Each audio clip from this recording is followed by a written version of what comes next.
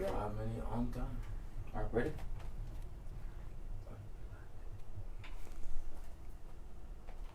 And we're live. Ask Dr. Love anything you want to know about Asian medicine, acupuncture, herbs, nutrition, superfoods, and your health. I'm Dr. George Xavier Love, Doctor of Asian Medicine for 36 years, licensed in the state of Florida.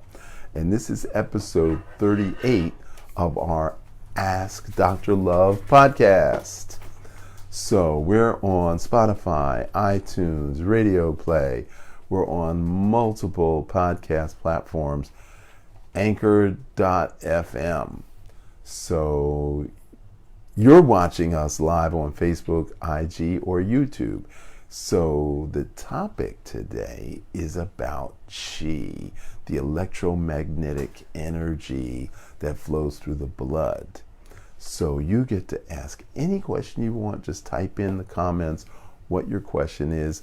I'm going to go rather fast today because this is a fascinating topic for me, because Qi is the basis of Asian medicine. It's the basis of Qigong. It's the basis of the creation of dis-ease and the formation of health and wellness. So, what is Qi? Qi is literally translated as breath. If there's any yogi people out there, you use the word prana. Prana is the same as Qi. If you come from a Japanese background, it's the same as Ki. Qi, Ki, prana. In Tibetan, it's Tsa. So, Tsa Lung in Tibetan, Pranayam in Hindi, and Qi Gong in Chinese. And in English, it's vitality exercises. So, there are 5 sources. One is sunlight. One is the electromagnetic radiation of the earth, which gives off a pulsed electromagnetic field. One is cosmic Qi, which is the air that goes into the lungs. One is food and water. And the last source is what we call ancestral energy, which is your genetic potential that's mystically stored in your kidneys. Now, interesting enough, vitamin D is not a vitamin. It's a hormone manufactured by the kidneys to regulate calcium production. So, ancestral energy stored in the kidneys, vitamin D manufactured, a hormone manufactured in the kidneys. Anyway, so 5 sources of Qi. Now, if you live in the northeastern United States and you live in a high-rise apartment and your windows are hermetically sealed, how much sunlight can you actually get? If you go down from your high-rise into the subway, ride the subway an hour more into the city, and then come back up, and then go into another high-rise to go to work, where the windows are also hermetically sealed, how much sunlight can you get? So, depending upon where you live, your sunlight may be restricted. Now, in Japan, everybody, even the apartment dwellers, have a back porch, they have a patio, they have something they can go outside and get fresh air and stamp their feet. Because when you stamp your feet, you are stimulating this pulsed electromagnetic field. And if you live outside of Tokyo, you've got a backyard. Everybody's got a backyard. Even if you have a tiny house, you got a little 10 by 20 backyard, and you can go outside and stamp your feet in the dirt. Now, my Qigong master had us collect smooth stones, put it in a burlap bag, put the bag inside of a cardboard box, and we would stamp our feet for 10 to 15 minutes every day. He said that would stimulate calcium production. It would stimulate bone marrow production. And more importantly, it would stimulate the immune system by stamping the bottom of our feet on these smooth stones. So, heaven and earth. Cosmic, which is the breath. So, can you control whether you get fresh air or recycled air or air conditioned air? Do you have any control over that? Well, you could, maybe not, but you could, if you wanted to, have more control over how much fresh air you actually get. The fourth source, your ancestral energy, that's the one thing you don't have control over. So if you're the firstborn of an Olympic swimmer mother and a tennis champion father, you can pretty much eat dirt, live in the woods, sleep on nothing, and always look like $1 million. But if you're the fifth born of a drug addict father and an alcoholic mother, you can live on sprout sandwiches, work out in a gym every day, and you're always going to look like death warmed over. So the only thing that you're limited by is your genetic potential. But can you overcome it with exercise? And that is the case for today's show, is how do you increase your chi? What are the best ways of doing chi? Well, number one, exercise. What is the best exercise? It is swimming. Swimming is the best exercise. We took the tribe to the beach this weekend, and there were huge waves, like 18-foot waves, and we were swimming. I got punched in the face, thrown over, and kicked out of the water by the waves. And it was so much fun. I couldn't stop laughing. I almost choked from laughing so hard. And our bodies were turned every which way. That is the best exercise. But if you don't live close to the ocean, I guess Qigong is your default. The second best exercise is dancing, freestyle dancing. So you put on your electronic dance music, you put on your drumming, your Afro-Caribbean rhythms, your Middle Eastern drumming, and you dance. Oh, you don't have a partner? Oh, you don't have access to world beat, house, junglist, drum and bass? Okay, I guess Qigong would be your default. The third best exercise is, dun dun dun, sex. Oh, you don't have a partner? No. Okay, then I guess your default is Qigong. So the fourth best way to generate Qi is Qigong. Now, why Qigong over working out in a gym? When you work out in a gym, it's pretty much linear and mindless. So if you're lifting weights, you're going to put strain on a particular joint. If you're doing this, you're going to put strain on a particular joint. If you're doing this, you're going to put strain on a particular joint. And because it's linear, you're not thinking, you're just doing it. Okay, that's a cable pull. I was a gym trainer for 5 years. I was a yoga teacher for 5 years. I was a fitness trainer before the term fitness trainer was ever coined. That's how long I've been into fitness. But when you do Qigong, which are rotational joint exercise movements, when you do this, you have to think, you have to breathe, you have to concentrate, you have to visualize, you have to literally look at the palm of your hand while you're doing the movement. So every sense is engaged. The base of the brain is involved in spatial, muscular, moving awareness. And that engages the base of the brain, is the rotational joint exercises. So there's something called neuroplasticity. Plasticity is the variability that you can make an adjustment to. Neural refers to neural patterns. Then there's something called plyometrics. That's using your body weight to build muscle. So even though we're doing an upper body exercise, the fact that we're leaning back and forth or going side to side puts different stress on different muscles in the legs. So even though you're not using the leg, the fact that you're moving actually strengthens your legs. That is amazing. So that's why Qigong is our default for healthy exercise that triggers the immune response, triggers heart rate, and triggers respiration rate. It's complicated, but I'm trying to make it as simple as possible. When you breathe in, the lungs expand, the oxygenated blood goes out. When you breathe out, the deoxygenated blood goes back in.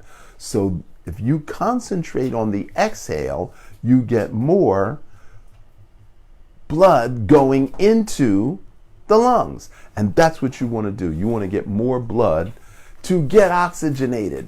That's why you have to concentrate on the exhale.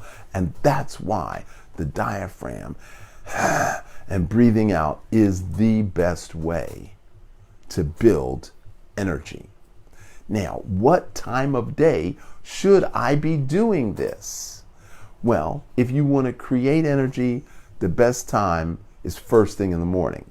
If you have excess energy that you want to get rid of, the best time is maybe 2 or 3 hours before you go to bed. But if you want peak performance, then you should train 8 hours after you wake up. Well, Dr. Love, when is the best time to do Qi Gong? The best time is sunrise, 10 a.m., 2 p.m., sunset, and midnight. I'm going to say that again because I know I talk fast. Sometimes you don't catch it all. Sunrise, 10 a.m., 2 p.m., sunset, and midnight. Those are the best times to do Qigong. Now, what is the fascinating thing about Qigong is that you can store oxygen in the tissues. So I'm going to make an analogy. What is rust? Rust is when oxygen escapes from the iron. That's what rust is. When you see a book that's 100 years old, the pages are brown and crumbly. That's because oxygen has escaped. If you burn something halfway, what do you see? Black, charred something. That is oxygen that's been burned up by the fire. So what is the aging process? That's your oxygen escaping first from the tissues that make you wrinkled, and then secondly from the inside of the blood vessels. And we call that free radical damage. But when we do Qigong, we electromagnetically charge the blood so you can store the oxygen in the tissue so you can still have energy at the end of the day and not be wiped out. And that's what Qigong does for you. Now, the next best way to build Qi is with moxibustion, and that's what we call heat therapy. In Chinese medicine, acumoxa was one word that included the needle, the pin, which relieved inflammation, local inflammation, and moxibustion, which warmed the area, which restored strength to cold and weak tissue. That's the thing that's so amazing. The more I study this, 40 years I've been teaching, practicing, and traveling around the world and sharing my information, the more I learn, the more I realize this is superior medicine to drugs and surgery because it is preventive. So, how does moxa work? Moxa is an herb called mugwort. And they roll it into a cigar and they burn it and they hold it over the skin. And as the heat penetrates the skin from the mugwort, and by the way, the communists tried over 150 herbs instead of mugwort to see if it had the same effect, if it was just heat, and they found out through trial and error that mugwort was still the best way.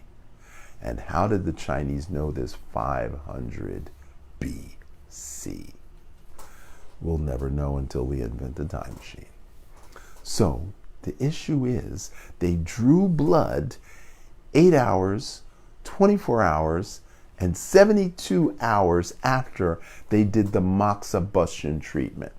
What they found out, there was a bloom of white blood cell production 8 hours after the moxa. And 24 hours later, it had doubled. And they found out that when they did it every day for 3 days in a row, that increase in bloom of white blood cells, which is your immune system, by the way, it lasts for 3 weeks. And when they do it every day for 3 weeks, the effects last for 3 months. Now, you can walk into any Chinese grocery store in this country or any other country, and you can buy a moxa stick for less than $1.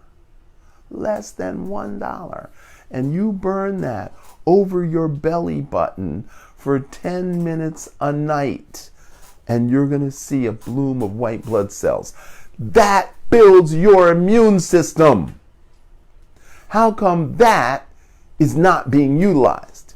Now, for those of you news junkies on YouTube, the president of the country of Madagascar has made a tea from the same mugwort herb that I'm telling you about. It's called Artemisia annua, and he talks about it extensively. You can go on YouTube, put President of Madagascar, and that information will come up. And he has come up with a tea from the same plant, this mugwort plant, that grows by the side of the road right here in the US of A. And we burn it, or the Chinese medicine burns it. They made a tea out of it. And yet the World Health Organization wants to attack him for an unproven remedy that could have side effects. I'm sorry, this has already been in use for more than 2,000 years. So, heat therapy is number 2. Number 3 way to build your chi is with massage. But wait, do they have to have a license? Can I just go to somebody in the gym who rubs me down? Or, can I go to anybody? Well, I got a better suggestion. Why not learn to massage yourself? Or more importantly, that significant other in your life. I teach roommate massage. I teach pajama massage. I also am the one who pioneered chair massage in New York back in the 80s. The first guy who invented the massage chair hired me to put a training program for his staff. So that's how long I've been involved in teaching people how to massage themselves and others. So I don't want to go into a whole massage class, but I will tell you that beneath the skin there's a fluid called interstitial fluid. And when you very lightly rub your skin, it feels good. And your significant other, if you just rubbed his or her arm very lightly, it feels good, doesn't it? Of course it does. What about your pet cat or dog? It feels good. I had a pet turtle. I took a toothbrush and I scrubbed the back of the turtle, and the turtle got all jiggy. So the turtle liked getting a massage. Yeah, they can feel through that shell.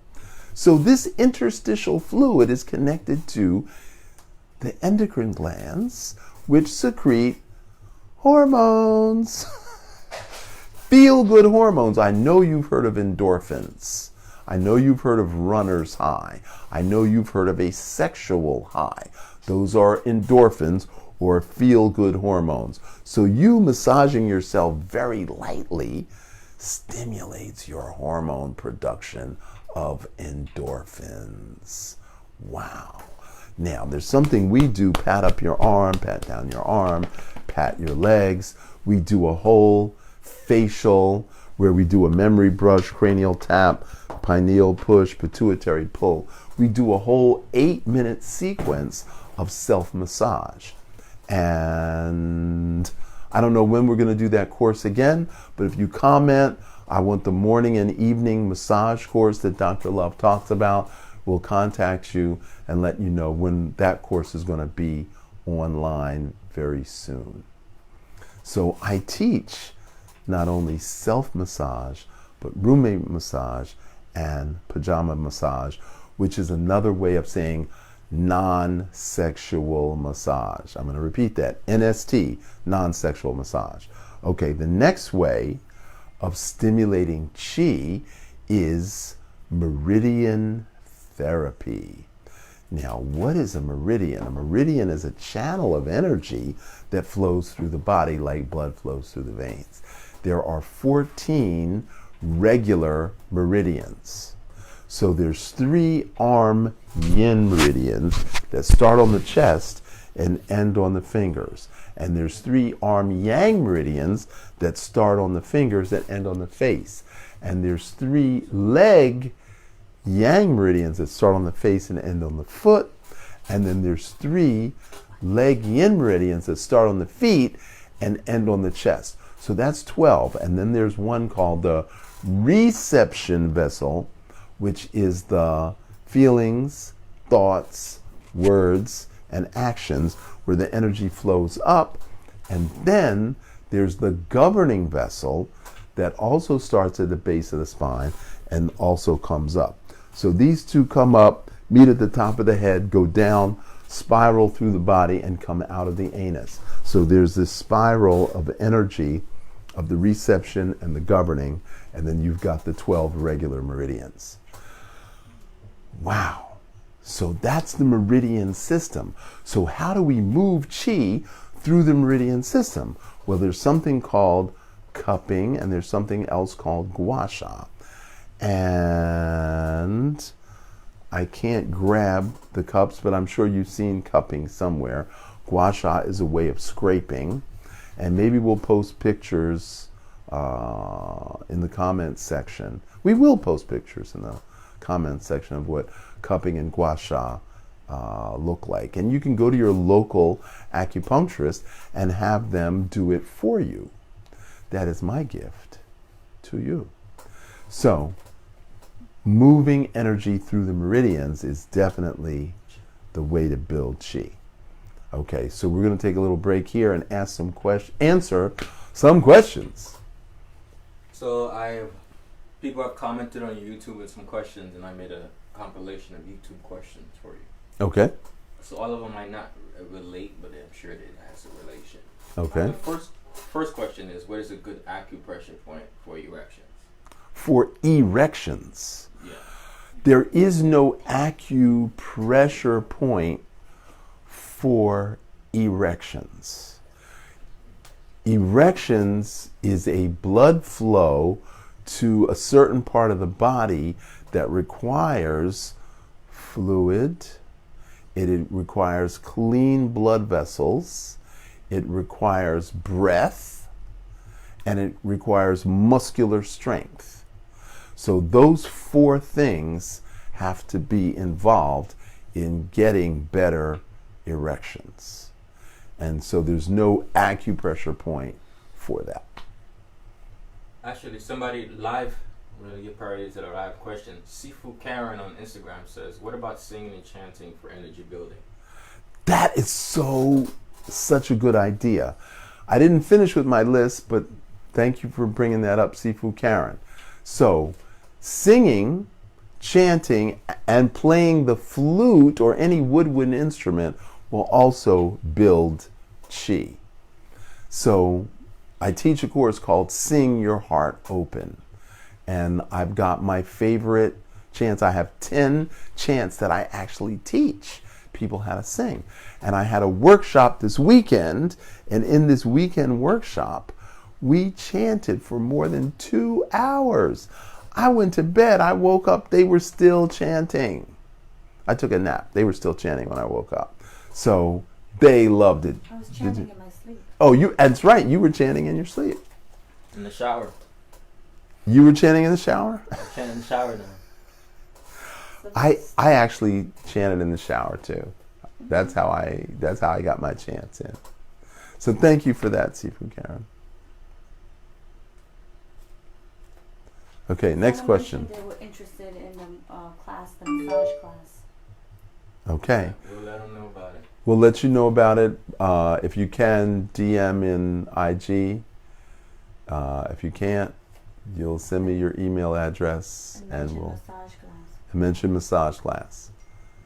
Or you leave the comments and we'll go back to your comments. A lot of people are very interested. It seems like we really need to launch this. We were ready to launch. I actually taught this 2 months ago, and they just went ballistic. And the reason is because the people in the class took it because they were scary about touching other people. And when they got over their fear of touching other people, they're like, oh, I want to do this every day. So yeah, you're going to like it. Yes. Next question is, yoga as effective as Qigong? Have my cake and eat it too. Okay, so what I was trying to say in the beginning, that pranayam is Qigong. So prana is chi and yam is effective method. Chi is the breath and gong is mastery of. So pranayam is done in between the asanas, which are the postures. The point of doing asanas is so that you can sit longer in meditation. Hatha yoga by itself is not really the essence of yoga.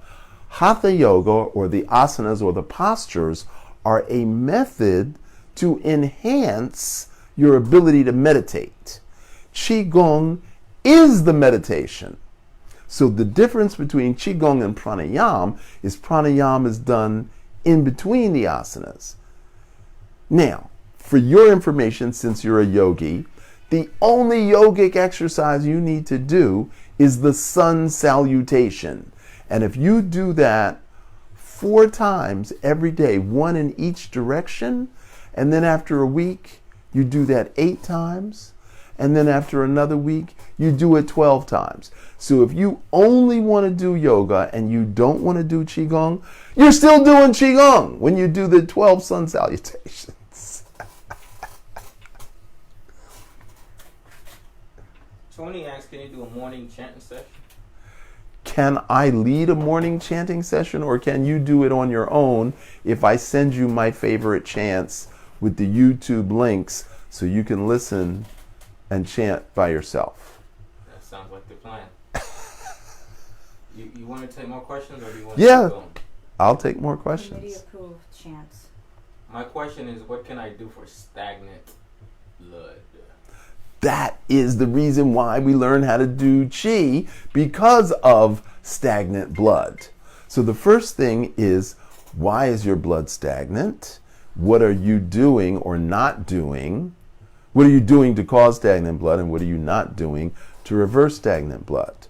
So the breath of fire is the first thing we're going to learn.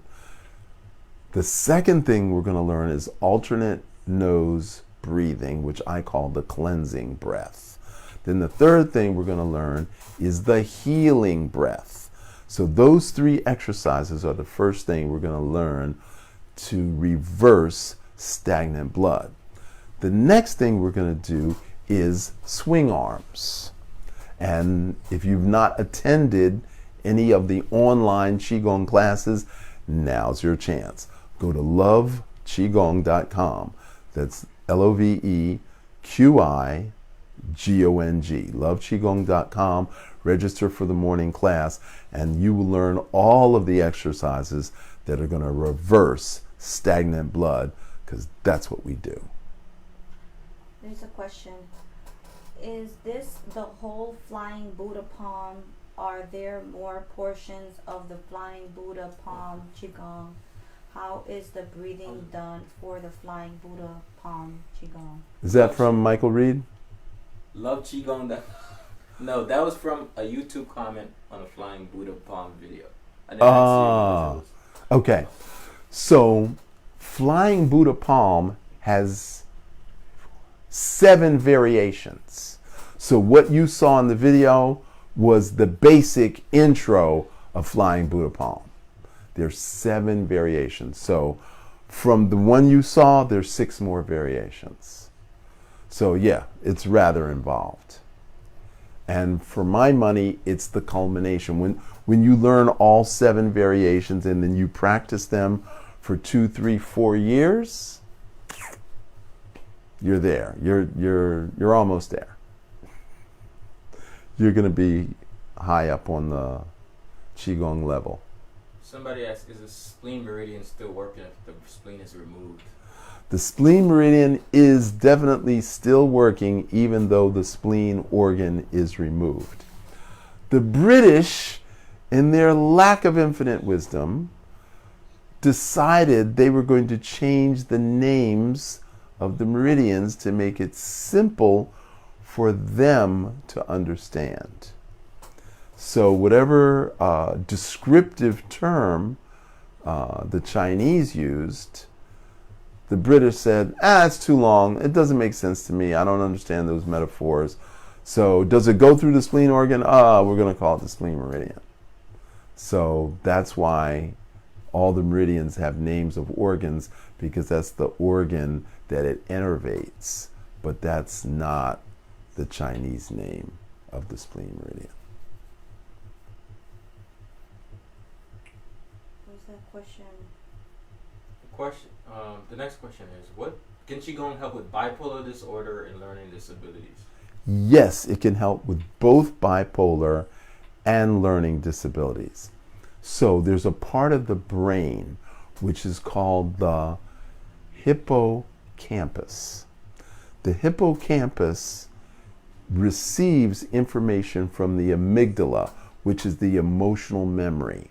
And then the hippocampus kicks it upstairs to the neocortex in order to regulate the response to the emotional memory. However, sometimes the amygdala hijacks the response and doesn't allow the hippocampus to kick it up to Papa, the neocortex, and then sends a message to the hypothalamus to off with his head. And that's what we call bipolar, which is a irrational response to an emotional trigger. That's what bipolar is. So we flip back and forth between the memory and then the irrational reaction to the memory. So anything can trigger us. So bipolar is that trigger. Now, when we do Qigong on a regular basis, the blood flow to the brain enhances the function of the hippocampus and downplays the function of the amygdala. So that is the reason why Qigong will help with bipolar. Now, with learning disability, that has to do with neural pathways in the brain. So what makes somebody smarter than another person is they have more options, more choices. So let's say you're on your way to work and you always take the expressway to work. And now the expressway is closed. How do you get through the city streets to your destination? Well, if you had experience driving in that particular neighborhood, you would figure out how to get from point A to point B not using the freeway. But if you have a lack of familiarity of that neighborhood, you're going to just be blind, just driving up and down streets, not knowing how to get there.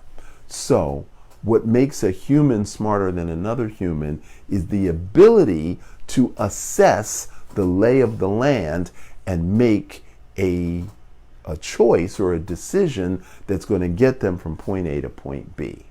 So what Qigong does is it increases blood flow, blood oxygen, and nutrients to all parts of the brain, which lights it up, which gives us alternative approaches to decision making.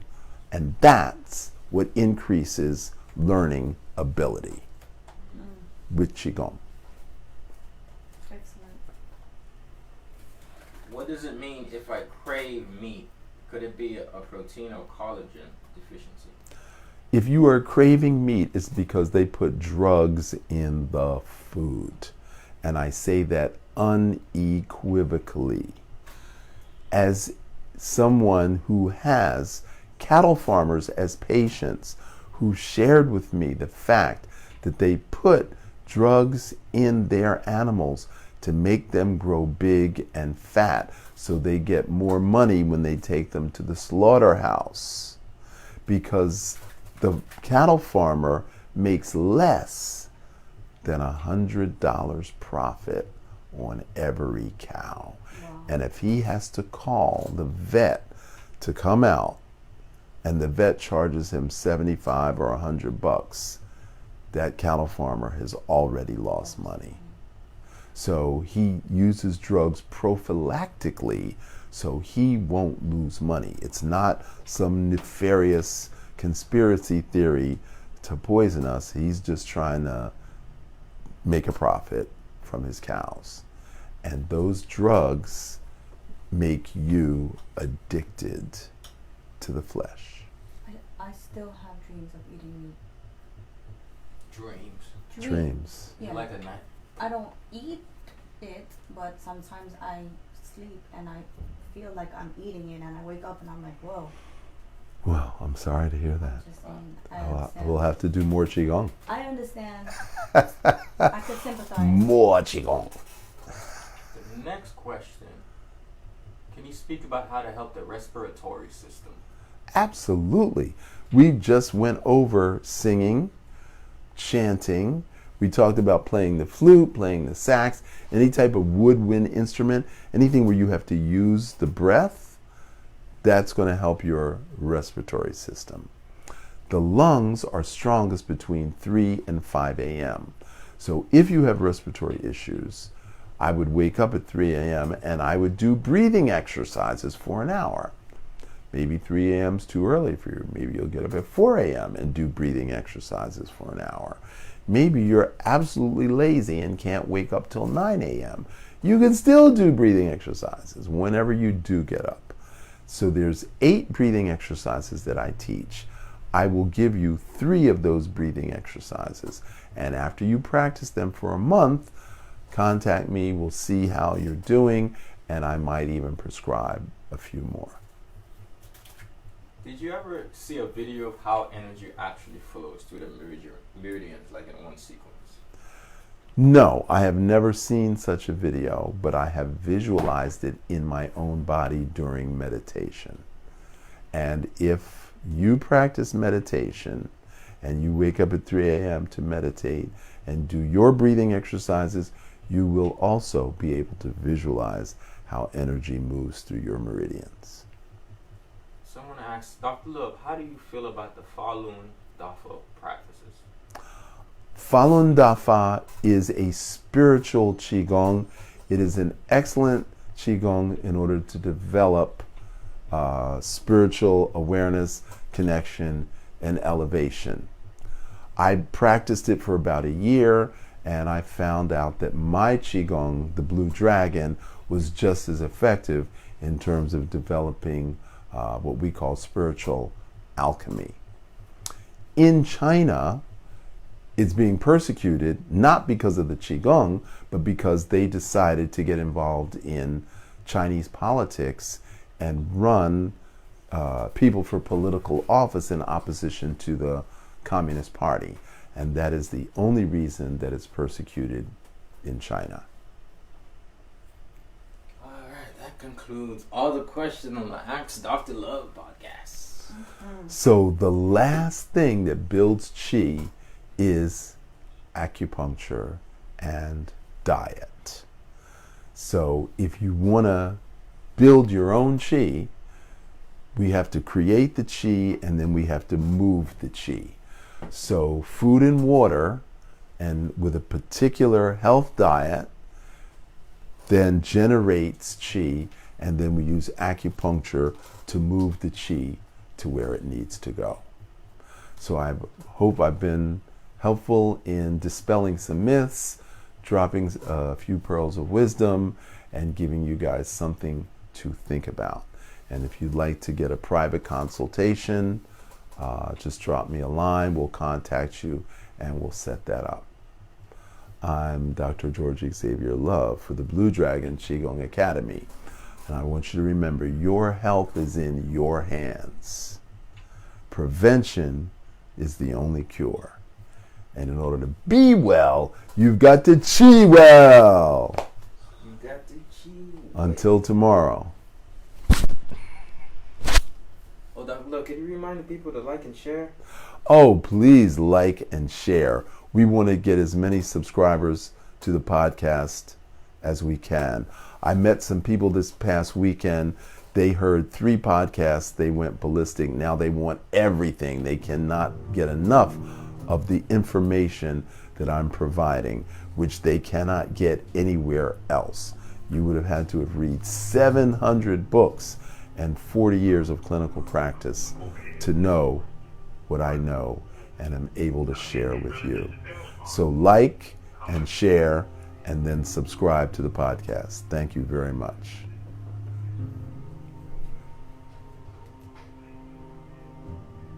Great job.